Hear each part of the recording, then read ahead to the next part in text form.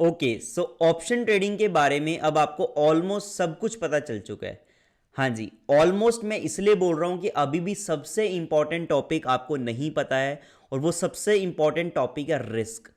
हाँ, क्योंकि ऑप्शंस एक फाइनेंशियल इंस्ट्रूमेंट है और फाइनेंशियल मार्केट के अंदर बहुत ज़्यादा रिस्क होता है। और अगर मैं ऑप्शंस की स्पेसिफिकली बात कर लूँ तो ये तो सबसे ज़्यादा रिस्की और सबसे ज़्यादा कॉम्प्लेक्स इंस्ट्रूमेंट है जो कि अब आप सीख कर हटे हो। तो इसके अंदर हमेशा रिस्क रहता है। तो इस रिस्क को मैनेज करना हमारा परम धर्म हो जाता है अगर हम ऑप्शन को ट्रेड करते हैं।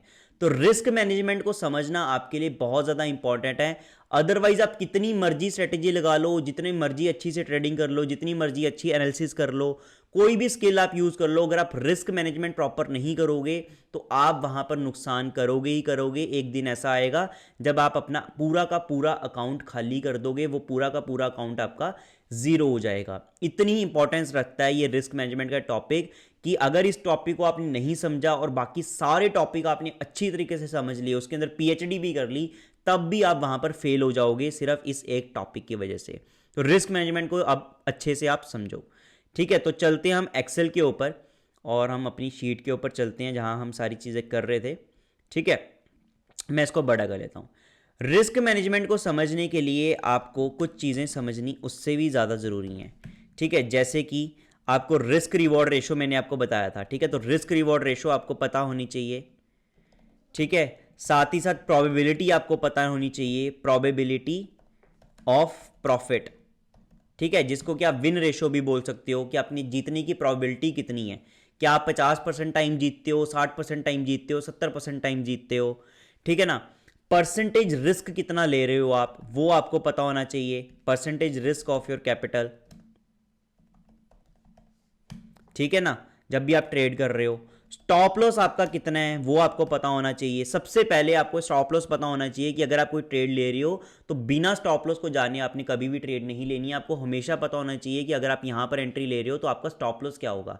टारगेट आपको पता हो ना पता हो, लेकिन स्टॉप लॉस आपको पता होना बहुत ज़्यादा इंपॉर्टेंट है। अगर आपको स्टॉप लॉस वहां पर नहीं समझ में आ रहा है, स्टॉप लॉस बहुत दूर का निकल के आ रहा है, तो आपको वो ट्रेड नहीं लेनी है। तो इतनी इंपॉर्टेंस रखता है स्टॉप लॉस। अगर आपको स्टॉप लॉस नहीं पता है तो आपको ट्रेड नहीं लेनी है वो, क्योंकि वो ट्रेड लेने लायक नहीं है। एंड सबसे इंपॉर्टेंट, पोजीशन साइजिंग आपको पता होनी चाहिए कि आप कितनी पोजीशन साइज ले रहे हो और क्या रह रही है। तो ये 5 चीज़ें आपको पता होनी चाहिए जो कि आपका रिस्क मैनेजमेंट के बंडल के अंदर आती हैं। तो रिस्क रिवॉर्ड रेशियो की बात कर लेते हैं। रिस्क रिवॉर्ड रेशियो कुछ नहीं है, ये बेसिकली ये कहता है आपको कि अगर आप किसी चीज़ के ऊपर 1 रुपये का रिस्क ले रहे हो, if you are taking 1 rupees risk, ठीक है ना, तो उसके बदले में आप कितना रिटर्न टारगेट कर रहे हो। क्या 1 रुपये के रिस्क के बदले में आप 2 रुपये का रिटर्न टारगेट कर रहे हो, या फिर 1 रुपये के रिस्क के अंदर आप आधे पैसे का रिटर्न टारगेट कर रहे हो, या फिर 1 रुपये के रिस्क के बदले में आप 1 रुपये का टारगेट रिटर्न कर रहे हो। ठीक है ना, रिटर्न को आप टारगेट कर रहे हो। तो जैसे कि मैंने आपको क्या बताया कि अगर आप 10 रुपये का रिस्क ले रहे हो, यानी कि अगर आपका स्टॉप लॉस 10 पॉइंट का है, तो आपको एटलीस्ट 20 पॉइंट का टारगेट रखना चाहिए। तो यहां पर हमारी रिस्क रिवॉर्ड रेशियो क्या होगी कि 1 रुपये के रिस्क के बदले में हम 2 रुपये का टारगेट ले रहे हैं। तो रिस्क हमारा 10 रुपये हो गया, टारगेट हमारा रिटर्न कितना हो गया 20। तो रिस्क टू रिटर्न रेशियो क्या होगी, रिस्क टू रिवॉर्ड रेशियो 1:2, 10/20। ठीक है, तो यहां पर रिस्क रिवॉर्ड रेशियो हमारी क्या होगी 1:2, यानी कि 1 रुपये के रिस्क के बदले में मैं 2 रुपये का टारगेट वहां पर कर रहा हूं। अब इसका क्या इंपॉर्टेंस है वो चलेगी आपको प्रोबेबिलिटी ऑफ प्रॉफिट से पता। प्रोबेबिलिटी ऑफ प्रॉफिट का मतलब क्या है कि आपके जीतने के चांसेस कितने हैं और आपके हारने के चांसेस कितने हैं। देखो, अगर कोई भी बच्चा यहां पर रैंडमली ट्रेड लेता है, तुक्का भी मारता है, तब भी क्या प्रोबेबिलिटी है, किसी चीज़ के ऊपर जाने की प्रोबेबिलिटी और नीचे जाने की प्रोबेबिलिटी मैंने आपको बताई थी 50-50% प्रोबेबिलिटी है। ठीक है, तो अभी के लिए आप मान के चल लो कि ऑप्शन के अंदर थीटा डीके वगैरह ये सारी चीज़ें नहीं है, और ऑप्शन के अंदर आप यहाँ पर एक तरह से मान लो कि फ्यूचर ही बाय कर रहे हो, तो आपकी 50% प्रोबेबिलिटी ऊपर जाने की है, 50% प्रोबेबिलिटी नीचे जाने की है। तो यानी कि अगर आपने कोई चीज़ बाय करी है तो सिर्फ तुक्के के साथ भी बाय करी है, तब भी आपका पैसा बनाने का चांस, यानी कि पैसा बनाने की प्रोबेबिलिटी 50% है, क्योंकि या तो मार्केट ऊपर जाएगी या मार्केट नीचे जाएगी। ठीक है, फ्यूचर के अंदर साइडवेज होना बहुत ही इम्पॉसिबल है कि मार्केट 40,000 रुपये तो एग्जैक्ट 40,000 रुपये होगी, कम से कम 1 पॉइंट तो ऊपर वो जाएगी ही। ठीक है ना, तो इसका मतलब है प्रोबेबिलिटी ऑफ प्रॉफिट अगर आप बिना कुछ एनालिसिस से करते हो तो वो आपकी 50-50 आती है। यानी कि क्या प्रोबेबिलिटी आपकी आ गई 50:50, 1/2 प्रोबेबिलिटी आ गई, यानी कि बिना दिमाग लगाए भी आप परसेंट की प्रोबेबिलिटी ऑफ प्रॉफिट रखते हो, यानी कि अगर 50% टाइम आप जीतोगे तो 50% टाइम हारोगे। लेकिन क्योंकि अब आपको टेक्निकल एनालिसिस आती है, आपको प्राइस एक्शन के पैटर्न्स पता हैं, सारी चीज़ें अब आपने सीख ली हैं, ओपन इंटरेस्ट एनालिसिस आपको पता है, market breadth and broader view आपको पता है, और काफ़ी सारी चीज़ें आपको पता है जिसको स्टडी करके आप वहाँ पर ट्रेड लोगे तो आपकी प्रोबेबिलिटी एटलीस्ट मैं मान लेता हूँ कि 50% छोड़ो, कम से कम 60% तो होगी। मैं ज़्यादा आपको चलो एडवांस स्किल्स नहीं है, आपके ऊपर भरोसा नहीं करते हम, लेकिन 60% प्रोबेबिलिटी आपकी हो जाएगी अगर आप सिंपल कोई भी चीज़ को एनालाइज करते हो, ठीक है। एटलीस्ट 50-50 तो ज़्यादा होएगी। तो इसका मतलब है कि आप जीत रहे हो तो 60% ऑफ द टाइम आप जीतते हो, और जब आप हारते हो तो 40% ऑफ द टाइम आप हारते हो, राइट। तो इसका मतलब है हमें रिस्क रिवॉर्ड रेशियो और प्रोबेबिलिटी ऑफ प्रॉफिट को अगर हम कंबाइन करें, यानी कि जब आप हार रहे हो 40% टाइम हारते हो, और कितने रुपए आप हार रहे हो, 10 रुपए हार रहे हो, तो इसका मतलब है आप कितने रुपए हारे यहां पर, 40% ऑफ टाइम 400 रुपए यहां पर हार गए। लेट्स से हमने यहां पर 4 बार ट्रेड ली है, ठीक है, 40 बार ट्रेड ली है मान लो, तो 100 बार आपने ट्रेड ली, 100 में से 40 बार आप हारे, 60 बार जीते। और जब हारे आप कितने रुपए हारे, 10 रुपए, और जब जीत रहे हो तो कितने रुपए आप जीत रहे हो, 20 रुपए। तो 60 मल्टीप्लाई बाय 20, 1200 रुपए आप जीत गए, यानी कि 1200 रुपए आप जीते, 400 रुपए आप हारे, नेट के अंदर आपको 800 रुपए का यहां पर गेन हो गया। इसका मतलब है अगर आपकी प्रोबेबिलिटी ऑफ प्रॉफिट 60-40 है, जो कि आपकी एटलीस्ट इतनी तो हो ही जाएगी, और आप 1:2 की रिस्क रिवॉर्ड रेशियो से खेलते हो, 1:2 की रिस्क रिवॉर्ड रेशियो अपनी रखते हो और ट्रेड करते हो, तो आप यहां पर डेफिनेटली यहां पर अल्टीमेटली नेट के अंदर प्रॉफिटेबल होके निकलोगे, क्योंकि आपका यहां पर जो रिटर्न एक्सपेक्टेशन है वो ज़्यादा है, रिटर्न ज़्यादा है, रिस्क आपका कम है, और जब आप जीतते हो ज़्यादा टाइम जीतते हो, हारते हो कम टाइम हारते हो, तो अल्टीमेटली आप यहां पर प्रॉफिटेबल हो रहे हो। लेकिन अगर आप यहां पर रिस्क टू रिवॉर्ड रेशियो 1:1 रख लोगे, 10 रुपए के रिस्क के बदले में 10 रुपए का रिटर्न लोगे, तो आपको यहां पर 400 रुपए का फायदा, नुकसान जहां पर हो रहा था वहीं पर अब 1200 रुपए के बदले में आपको सिर्फ 600 रुपए का फायदा होगा, ठीक है। तो नेट के अंदर आप कितने रुपए यहां पर जीते, सिर्फ और सिर्फ 200 रुपए आप यहां पर जीतोगे, ठीक है। और क्या हो, आपको यहां पर लगातार यहां पर 40 बार जो लॉस हो रहा है ये लॉस ज़्यादा होता जाए, और अगर ये लॉस ज़्यादा होता गया और आपकी ये जो प्रॉफिटेबल वाली ट्रेड है ये बाद में आई, 60-40 का मतलब ये नहीं है, देखो अगर आप 10 बार सिक्का उछालोगे तो उसका मतलब ये नहीं है कि 5 बार हेड आएगा और 5 बार टेल आएगा, उसकी प्रोबेबिलिटी 1:2 है टेल के आने की और हेड के आने की। प्रैक्टिकली आप सिक्का उछाल के देखना तो आपको पता चलेगा कि अगर आप 10 बार सिक्का उछालते हो तो हो सकता है कि 7 बार हेड आए और 3 बार टेल आए, तो यहां पर 50-50 प्रोबेबिलिटी कहां गई, ये तो फेल होगी। नहीं, प्रोबेबिलिटी कभी फेल नहीं होती है, बस इतना फर्क है कि आपने सिक्के को 10 बार उछाला है, अगर आप उसको 1000 बार उछालते तो काफ़ी हद तक चांसेस हैं कि वहां पर जो प्रोबेबिलिटी है वो आपकी 50-50 निकल के आती। लेकिन क्योंकि आपने इतना ज़्यादा टाइम दिया ही नहीं अपनी ट्रेडिंग को, सिर्फ कम समय के अंदर ही आप वहां पर ट्रेडिंग को अपने आंकलन कर रहे हो, उसको आप जज कर रहे हो, तो वहां पर हो सकता है कि 10 में से अगर आप सिक्का उछालोगे तो 7 बार हेड आए और 3 बार टेल आए, और आपको लगेगा यार नहीं यार यहाँ पर लॉस ज़्यादा हो रहा है, प्रॉफिट कम हो रहा है। लेकिन जैसे जैसे आप उसको टाइम देना करोगे, 10 ट्रेड की बजाय 1000 ट्रेड लोगे, तो आपको अल्टीमेटली पता चलेगा कि अगर सिर्फ तुक्के से भी आप ट्रेड करते हो तो भी 50% ऑफ टाइम आप प्रॉफिटेबल रहते हो और 50% टाइम आप हारते हो, और इस 50% टाइम जीतने को आप 60 तक 70 तक बड़े आराम से लेके जा सकते हो with experience, with your analysis, जो भी हमने यहाँ पर डिस्कशन करी है, ठीक है। तो इसका मतलब है कि अगर आप अपनी रिस्क रिवॉर्ड रेशो 1:1 रखोगे तो काफ़ी चांसेस हैं कि अगर 7 बार आप हार गए स्टार्टिंग के अंदर ही, और आपकी कैपिटल वहाँ पर ख़त्म हो सकती है।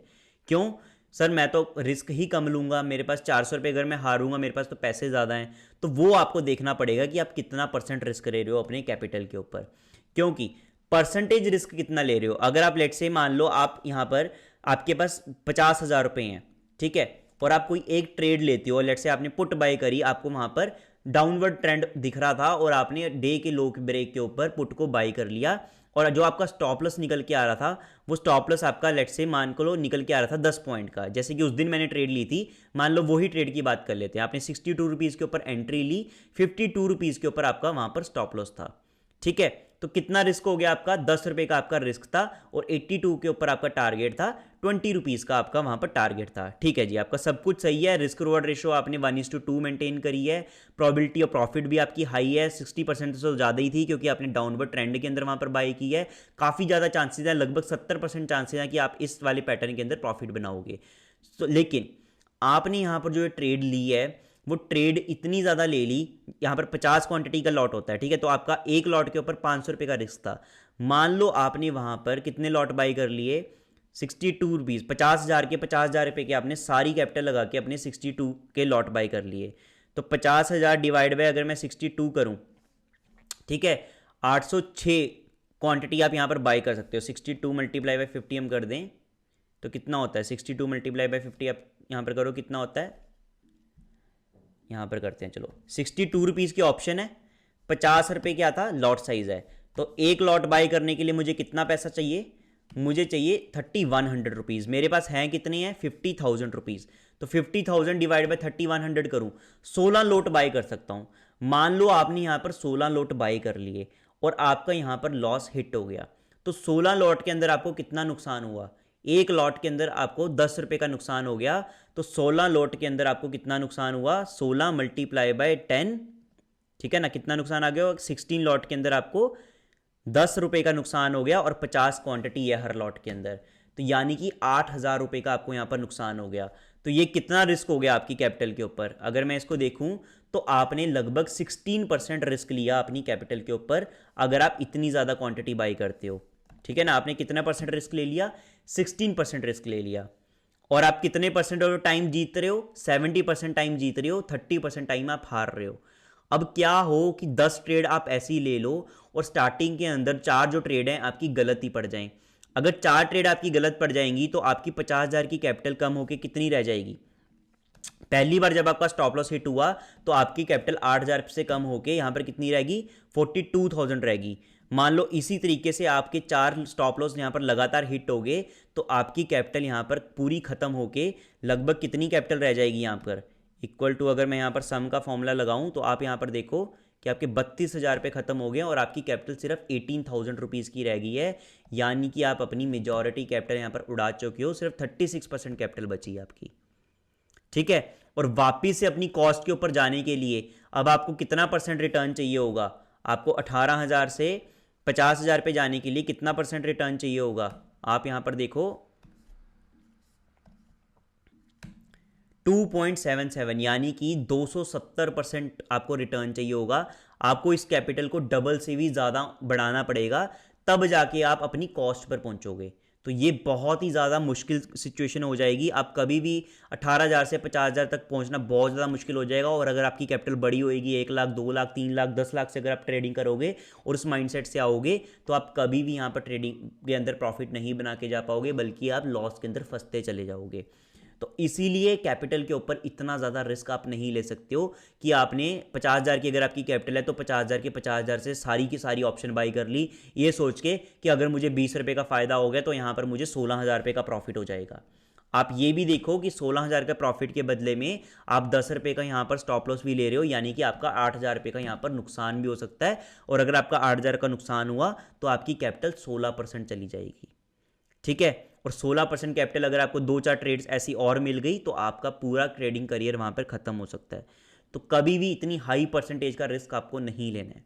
ठीक है, और ये साइंटिफिकली प्रूवन है। अगर मैं स्टैटिस्टिकली की बात करूं तो ये स्टैटिस्टिकली प्रूवन है कि अगर आप 8 ट्रेड्स ऐसी लेते हो 50-50 की रेशियो के बाद तो काफ़ी हाई चांसेस हैं कि उसके बाद कंटिन्यूसली आपको 2 बार 3 बार आपको लूजिंग ट्रेड देखने को मिल सकती है। 16 अगर आप ट्रेड लेते हो तो उसके बाद 3-4 बार आपको कंटिन्यूसली लूजिंग ट्रेड देखने को मिल सकती है। तो हो सकता है आप 50,000 की कैपिटल को स्टार्टिंग के ट्रेड के अंदर प्रॉफिटेबल हो के, क्योंकि 70% प्रोबेबिलिटी है आपके जीतने की, आप 7 बार 10 बार ट्रेड लिया, पहले 7 बार प्रॉफिटेबल हो के अपनी कैपिटल को 16% से बढ़ाते जा रहे हो, 32% से बढ़ाते जा रहे हो, क्योंकि अगर आप 16% का रिस्क ले रहे हो तो 32% का टारगेट भी तो ले रहे होगे। तो आपने 32% से इसको लेट से इंक्रीज करते जा रहे हो और 50,000 को आप 2 लाख तक ले गए। ठीक है, लेकिन रिस्क आप अभी भी 16% का ले रहे हो। तो सिर्फ 4 ट्रेड्स आपको ऐसी लगेंगी, 4-5 ट्रेड ऐसी लगेंगी जो कि आपके ये पूरे 2 लाख को ख़त्म कर सकती हैं।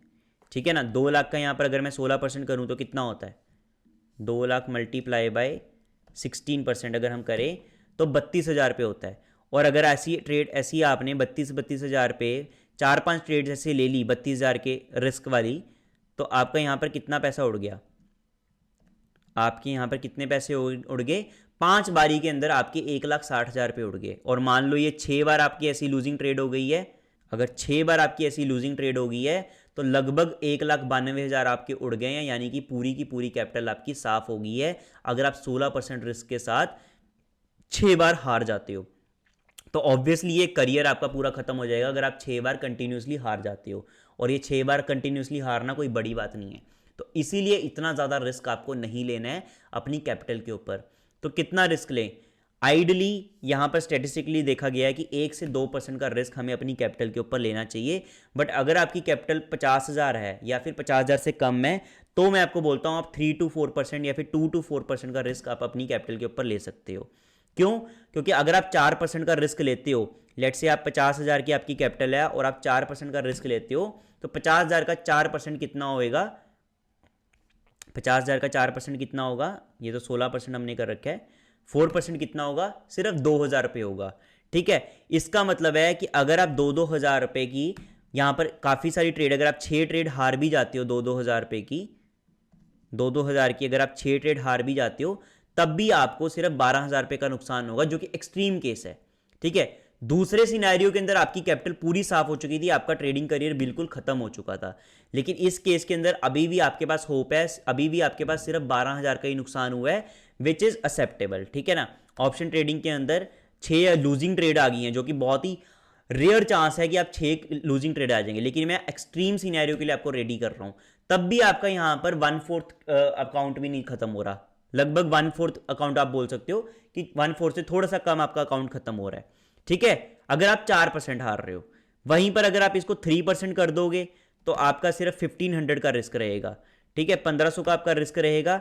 और अगर आपकी 6 लूजिंग ट्रेड यहाँ पर हो जाती है, जो कि स्टैटिस्टिकली देखा गया है कि आप अगर 32 ट्रेड्स लेते हो, तब उसके बाद आपको ऐसा सिनेरियो आता है कि आप 6 कंटिन्यूस लूजिंग स्ट्रीक्स आपके अंदर एंटर हो जाओ।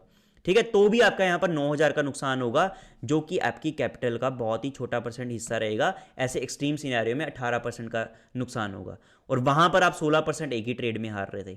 तो इसलिए परसेंटेज रिस्क बहुत ज़्यादा इंपॉर्टेंट है। कोशिश करो कि आप 3% मैक्सिमम रिस्क लो, 2 से 3% से ज़्यादा का रिस्क आप अपनी कैपिटल के ऊपर ना ही लो, तो आपके लिए वो ज़्यादा अच्छा रहेगा। ठीक है, तो कहने का मतलब क्या है, मनी मैनेजमेंट अभी इसके साथ ही साथ मैं आपको बता रहा हूँ कि 50,000 अगर आपके अकाउंट में है, तो ऐसा नहीं करना कि 50,000 से सारी की सारी क्वांटिटी खरीद के बैठ गए हो। ठीक है ना, आपने पहले देखना है कि आपका टेक्निकल एनालिसिस के बेसिस पे स्टॉप लॉस कहाँ पर आता है। तो लेट्स से हमने पुट वहाँ पर देखी थी कि 62 रुपीज़ पे हमारी एंट्री थी, स्टॉप लॉस हमारा 52 रुपीज़ पे बन रहा था ग्रीन कैंडल के नीचे। तो स्टॉप लॉस हमारा कितने पॉइंट का आ रहा था? 10 रुपये का आ रहा था। तो आपने कैलकुलेट किया कि आपका स्टॉप लॉस कितना है? 10 रुपये का। परसेंटेज रिस्क कितना आप ले रहे हो? 3%। तो 50,000 का 3% कितना हो गया? 1500। ठीक है, तो 10 रुपये का स्टॉप लॉस आप ले रहे हो। क्वांटिटी कितनी है निफ्टी की? 50 क्वांटिटी, यानी कि 500 रुपये का आपका एक लॉट के ऊपर रिस्क हो गया। तो आप कितने लॉट ले सकते हो? कितनी पोजीशन साइजिंग, यानी कि कितनी क्वांटिटी आपको ट्रेड करना चाहिए? Quantity to be traded. अगर आपकी एक क्वांटिटी पे 500 का रिस्क है और आप 1500 का लॉस ले सकते हो अपने रिस्क मैनेजमेंट के हिसाब से, तो 1500 डिवाइड बाय 500, सिंपल रूल है कि 3 क्वांटिटी यानी कि 3 लॉट आप यहां पर ट्रेड कर सकते हो। 3 लॉट के अंदर आपको यहां पर ट्रेड लेनी है। ऐसा नहीं कि आपने उठा के यहां पर 16 लॉट या फिर 27 लॉट के अंदर ट्रेड ले ली जितनी कैपिटल है। तो 3 लॉट के अंदर 62 रुपीज़ के ऊपर अगर वहां पर निफ्टी की ऑप्शन है और वो 50 रुपये पे है, यानी कि कितने 3100 रुपये लग रहे हैं, तो 3 लॉट के अंदर आपका कितना पैसा लगेगा? 3100 मल्टीप्लाई बाई 3, 9300 रुपीज़ लगेंगे।